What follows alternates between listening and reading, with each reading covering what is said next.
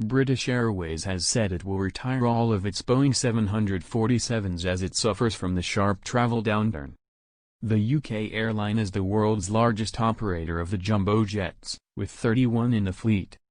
It is with great sadness that we can confirm we are proposing to retire our entire 747 fleet with immediate effect, a BA spokesman told the BBC.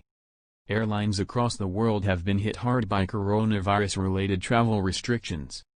It is unlikely our magnificent Queen of the Skies will ever operate commercial services for British Airways again due to the downturn in travel caused by the COVID-19 global pandemic, the spokesman added.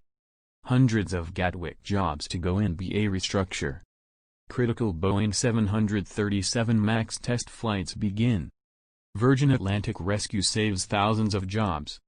BA, which is owned by International Airlines Group, IAG, said the planes will all be retired with immediate effect.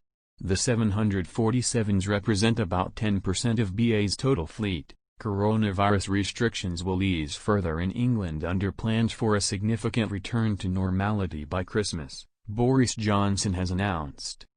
Under the new guidelines, people may use public transport for journeys immediately, while advice for employers will change from 1 August.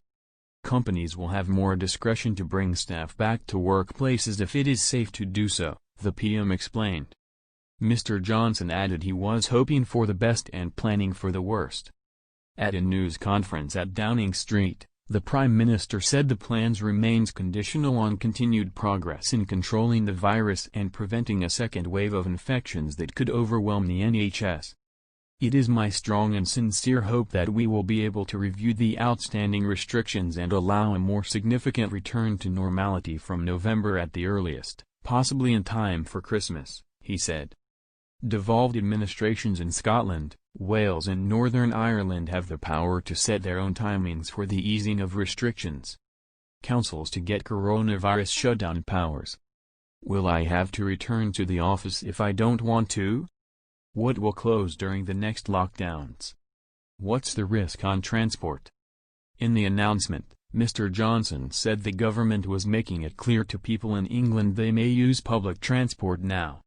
From 1 August, he said, instead of government telling people to work from home, we are going to give employers more discretion, and ask them to make decisions about how their staff can work safely. He explained that could mean continuing to work from home, which is one way of working safely and which has worked for many employers and employees.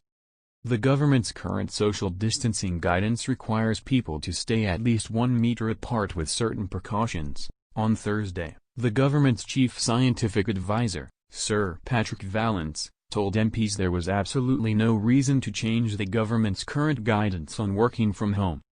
The government has advised people to work from home if you can since March, and Sir Patrick said home working was still a perfectly good option for many.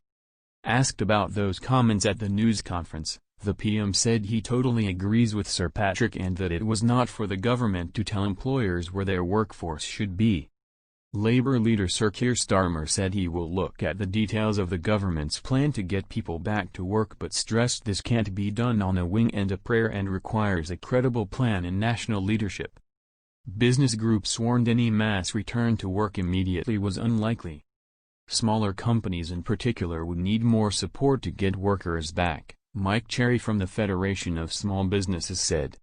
Small firms are being tasked with consulting employees and putting the right measures in place to ensure a safe return to work, he said. After weeks of little or no income, they will need help, both funding and advice, to make that happen. Edwin Morgan, Director of Policy at the Institute of Directors, said childcare and concerns about using public transport were still issues for many employees. The TUC union accused ministers of passing the buck on this big decision to employers and said more investment in public transport would be needed to make commuting safer. At a glance, the latest changes in England. From 25 July indoor gyms, pools and other sports facilities can reopen. On 1st of August the government will update its advice on going to work, asking employers to make decisions about how and where their staff can work safely. From the same date, most remaining leisure settings, including bowling, skating rinks, Casinos and all close contact services, such as beauticians, will be allowed to reopen. Live indoor theater and concerts will be able to resume with socially distanced audiences.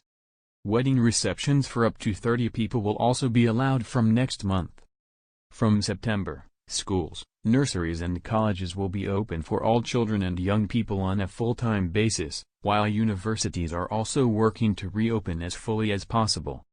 From October, the government intends to allow audiences to return to stadiums, while conferences and other business events can recommence, subject to the outcome of pilots.